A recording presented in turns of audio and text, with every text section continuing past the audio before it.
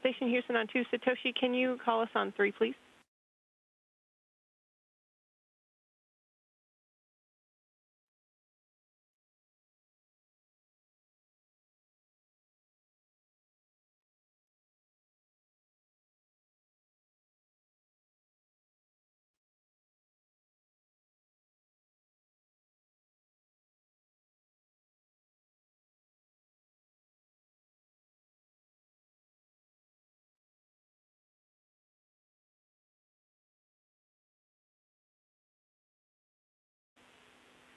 Station, this is Houston. Are you ready for the event?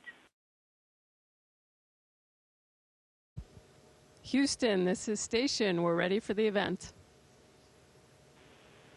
Houston ACR, this is Mission Control. Please call Station for a voice check. Station, this is Houston ACR. How do you hear me? Houston ACR, Station has you loud and clear. How me? Got you loud and clear. Please stand by for opening remarks. Today, our students will have an out-of-this-world experience. Thanks to the Rhode Island Science Teachers Association and their partners at the East Bay Education Collaborative, NASA astronauts will answer their questions from space. This is a great opportunity to see science, technology, engineering, and math, what we call STEM, in action. I hope that, as they talk with our astronauts, our students imagine themselves as astronauts, or engineers, or scientists. I know that they have the talent and drive to reach the stars. And now, here's our first question. Hi, my name is Bailey. How do you drink in space? Hi, Bailey. First off, to all the students and teachers of the Rhode Island Science Teachers Association, welcome to the International Space Station. So drinking in space can actually be a little bit tricky, so we usually use these drink bags with straws to keep the water or whatever drink you're having contained. Also, sometimes it helps to use centrifugal force to get the liquid to one side or another as necessary. To drink it, you can just drink it through the straw, or sometimes it's a little more fun to make a sphere.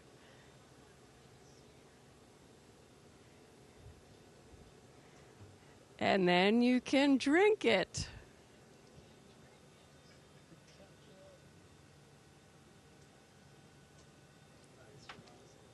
Can't do that back on Earth. Thanks for the question, Bailey. Hi, my name is Hudson. Do you have TVs in space?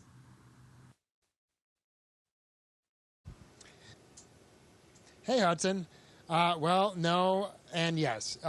We don't have TV straight up, but we can watch TV on our computers, and we have a projector that we can watch movies on.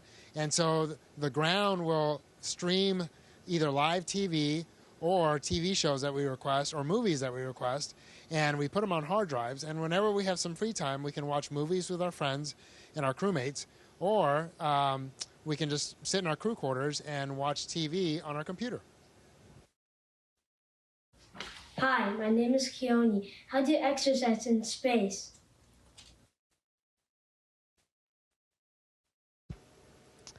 Hi, Keone. That's a great question. Exercise is actually very important in space because back on Earth, just walking around and doing everyday things, you're working your muscles. But here on the International Space Station, because we're weightless and float, we're not using all those muscles on a regular basis. So we actually are scheduled for exercise every single day. Now, how do you lift weights in space if everything floats, right? So we actually use, it's called the ARED. It's an advanced resistive exercise device, and it has vacuum tubes, and that's how it creates the resistance. And then we have a bike up here and a treadmill for cardio exercises. And on the treadmill, you wear a little outfit, and it pulls you down to the treadmill. Hello, my name is Gabriel. What has been your favorite experience in space? Hey, Gabriel. Well, I think my favorite experience is just the ability to float.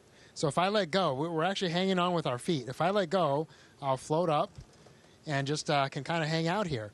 But along with floating, I think my most favorite thing I did was doing a spacewalk, because I was able to go outside and experience space in a very unique setting and kind of in my own little private spaceship in my spacesuit.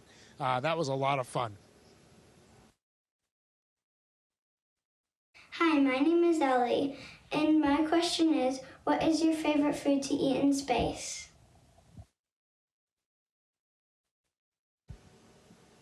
Hi, Ellie.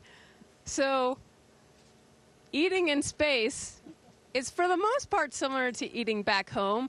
We generally like to often take the water out of things when we ship them, so we dehydrate them because water weighs a lot and it's hard to get up here. But you can also play with your food here on the space station. Thanks, Frank. So that was an M&M, and that is probably my favorite thing to eat here on the space station. Hi, this is Daisy. My question is, how do you sleep in space? Hey, Daisy. You know, we sleep really comfortable in space because, again, we're floating. And so we have what are called crew quarters, which are basically our own little small bedrooms about the size of a phone booth. And in there we have sleeping bags. We each have our own sleeping bag that we bungee to the wall so that it doesn't float away. And basically, inside the sleeping bag, you just kind of float like this. And you sleep super comfortably. And what the sleeping bag does is it just kind of keeps you in place, and it keeps you from banging against the walls at night, because you're just kind of sleeping and floating. And so it just keeps you in place. But you actually sleep really comfortable because you're not laying on anything, and it's almost like sleeping on a cloud. It's pretty cool. Hello, my name is Maggie. Have you ever seen a black hole before?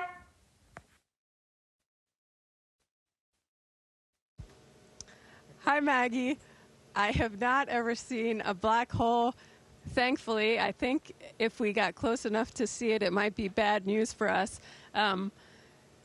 But we do have various sensors out there to detect things like that are mounted on the space station. For example, we have the alpha magnetic spectrometer on the truss of the space station, and that can detect things that we couldn't see with our own eyes, or things that we previously haven't been able to detect before. Hi, my name is Eliza. How do you wash in space? Hey, Eliza, that's a great question, because without gravity, it's really hard to have running water. You would basically have to have a huge vacuum on the ground that would suction the water down for you to have running water. So we don't really have that. Like Jasmine told you, we use these little water bags, and you can wash in one of two ways. You can either put the water directly on you from that bag, or you can use one of these, and this is a washcloth, which we basically have in this little silver bag, and you plug it into our water machine and shoot hot water into this, and then you have a hot towel, and basically you give yourself a towel bath. And we get one of these every couple days, and so you use it for one time, and then you put it back in the bag, and you put hot water back in it, and then you can use it again. So we stay pretty clean despite not having actively running showers. Hello, my name is Anderson Mendoza Alvarado. I am from Central Falls, and my question for you is, what do you do at the space station for fun? Thank you.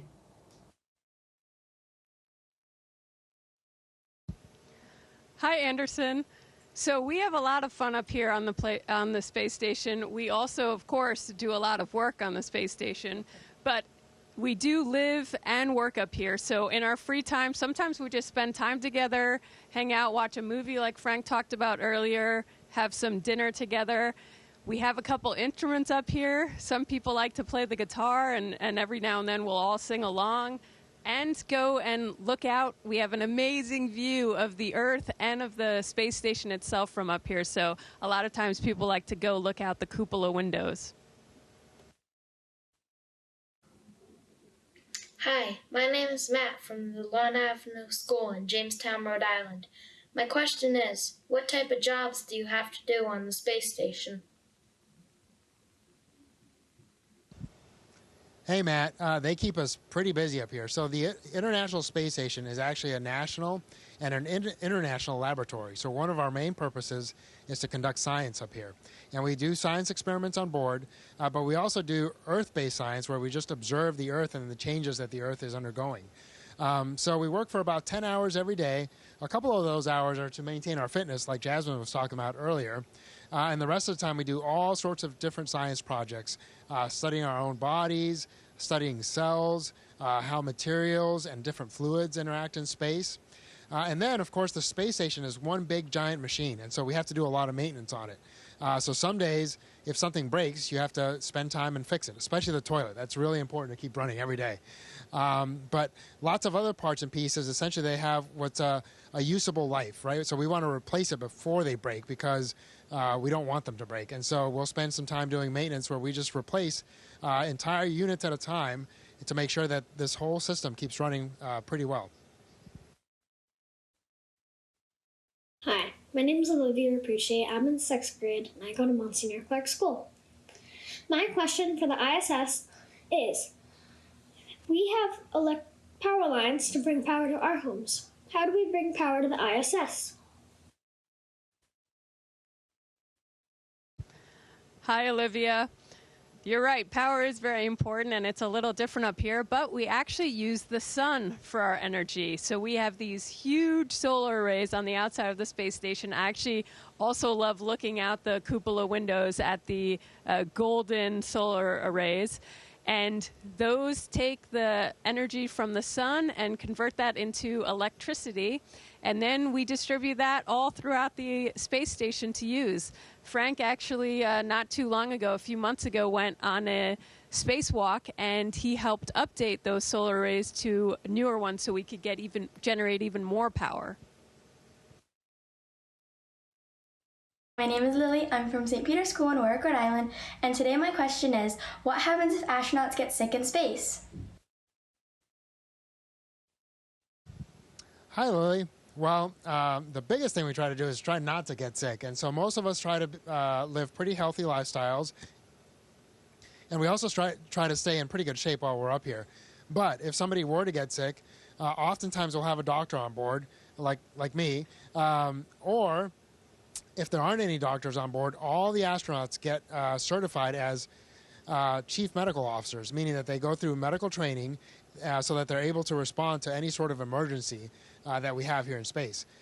But the reality is, because we stay in pretty good shape and we're only exposed to 6 other humans, and those humans, before they come up to the space station, we go through quarantine, which now after COVID, we're all pretty familiar with.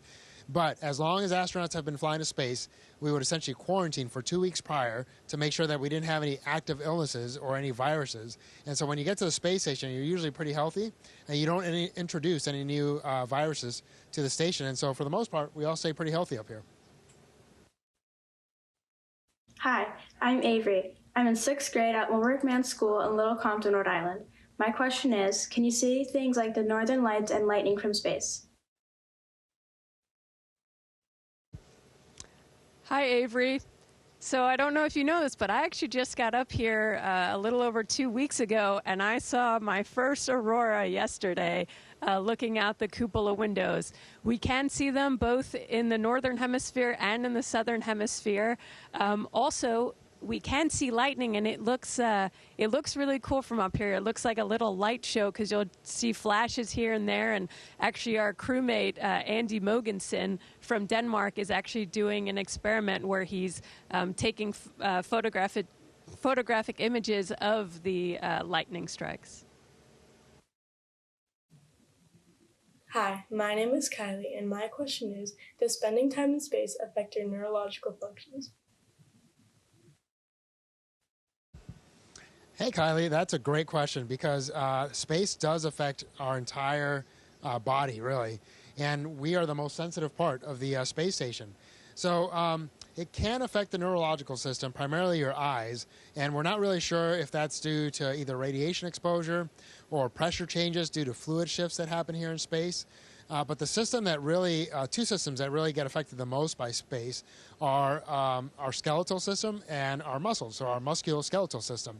And that's because on Earth, when you're standing, when you're walking, you put a lot of stress on your bones. And that's actually a good thing because it keeps them strong, and your bones produce your blood, and they play a huge role in your immune system.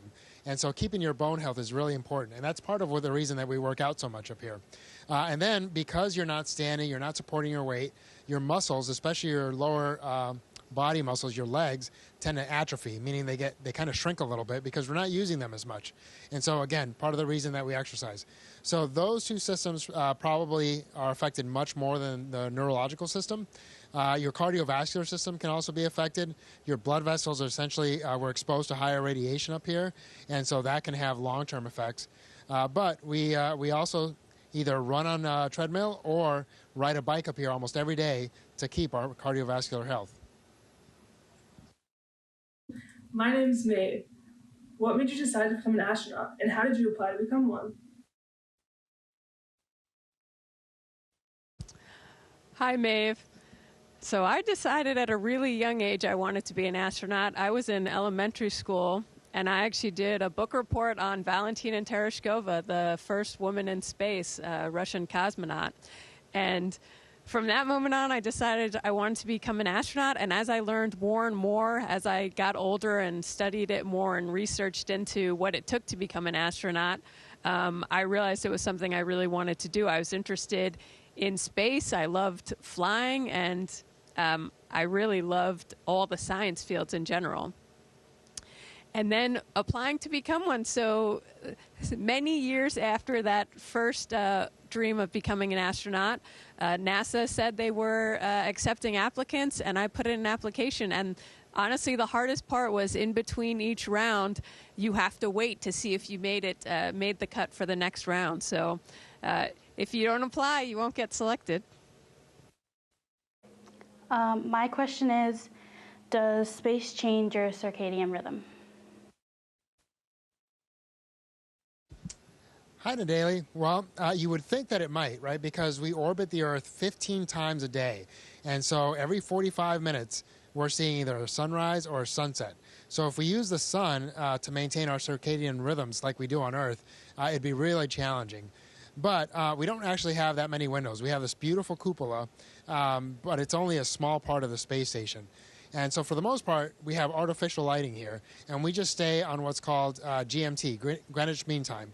And so everybody that works on the space station throughout the world, so in Houston or in Tsukuba in Japan, in Munich in Europe, or in Moscow, everybody operates on GMT so that we all share a common time. And so because of that, we generally wake up at 6 or 7 a.m. GMT, and we go to sleep around 10 or 11 p.m. GMT. And so everybody operating on that time actually maintains a pretty good circadian rhythm. Hi, I'm Kathy Jimenez Long. And I'm Kathy Justin Eller from the Rhode Island Science Teachers Association. The Rhode Island Science Teachers Association, Rhode Island students, and our entire state thank the crew for inspiring our next generation of scientists and engineers. Rhode Island students are poised to become some of the greatest problem solvers in the world. They are at the precipice of new frontiers, which we can only now begin to imagine. These include possibilities like living on the moon or perhaps Mars, navigating to the depths of our ocean, or beneath the ice of nearby moons. We hope this experience of talking with astronauts nurtures our students' STEM potential and helps them strive to make our beautiful blue world a better place, both within Rhode Island and beyond. Thank you everyone for your many contributions to this downlink experience and our statewide astronaut Lollapalooza.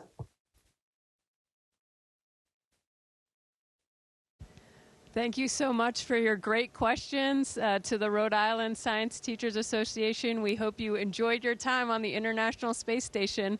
We'll see you next time.